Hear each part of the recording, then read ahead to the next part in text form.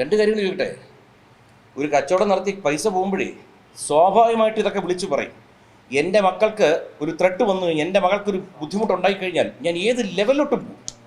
അത് മക്കളെ വളർത്തുന്ന മാതാപിതാക്കൾക്ക് എൻ്റെ ബുദ്ധിമുട്ട് മനസ്സിലാവും. അതും സ്ത്രീകളാണ്, പെൺകുട്ടികളാണെങ്കിൽ അതും ഗർഭിണിയായിട്ടിരിക്കുമ്പോൾ രാത്രി 10-11 മണിക്കൂർ വിളിച്ചാൽ ഞാൻ സംസാരിച്ചതൊക്കെ എൻ്റെ കണക്കൂട്ട് വളരെ മാന്യമായ ഭാഷയാണ്.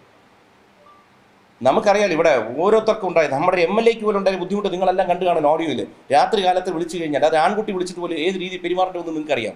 അപ്പോൾ എൻ്റെ മകളെ ഏതോ ഒരുത്തൻ വിളിച്ച് ഭീഷണിപ്പെടുത്തിയാൽ ഇതൊക്കെ നിങ്ങളൊക്കെ എഴുതേണ്ടത് കൈവയ്ക്കേണ്ട കേസുകളാണ്. പക്ഷെ നമ്മളൊന്നും അത് ശീലിച്ചിട്ടില്ല. നമ്മൾ നിയമം പാലിച്ചു പോകുന്ന ഒരു പൗരനാണ് ഇവിടുത്തെ.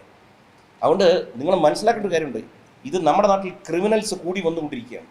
ഈ ക്രിമിനൽ ആക്ടിവിറ്റി ചെയ്തവരുടെ പിന്നിൽ ആരാണ്? ഈ കുട്ടികൾക്ക് അതിനുള്ള കഴിവൊന്നുമില്ല. ഇവർ സാധാരണ കുട്ടികളാണ്. ഇവരുടെ കയ്യിൽ പണം ഇരിക്കുന്നതുകൊണ്ട് ആരോ ഇടപെട്ടാണ് ഈ പ്രശ്നം ഇത്രയും വലുതാക്കിയത്.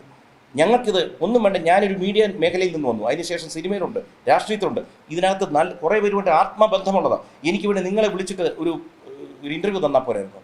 ഞാൻ എവിടെയെങ്കിലും നിങ്ങളെ വിളിച്ച് എന്തെങ്കിലും പറഞ്ഞു? നിങ്ങൾക്ക് അറിയാം നിങ്ങൾ ആരാ വിളിച്ചു പറഞ്ഞതെന്ന്. നിങ്ങൾ എൻ്റെ അടുത്ത് വന്നു, ഞാൻ നിങ്ങളുടെ ഏത് ചോദ്യത്തിന് ഏത് രാത്രി മറുപടി തരാൻ തയ്യാറാണ്. ഇന്നലെയൊക്കെ ഞാൻ കിടക്കുന്ന 4 മണിക്കാണ് രാത്രി, ഇന്ന് വെളുപ്പിനെ. കാരണം മകളുടെ പ്രശ്നം എല്ലാം അറ്റൻഡ് ചെയ്ത് കഴിഞ്ഞിട്ടാണ് ഞാൻ കിടക്കുന്നത്. നിങ്ങളത് ആലോചിക്കണം.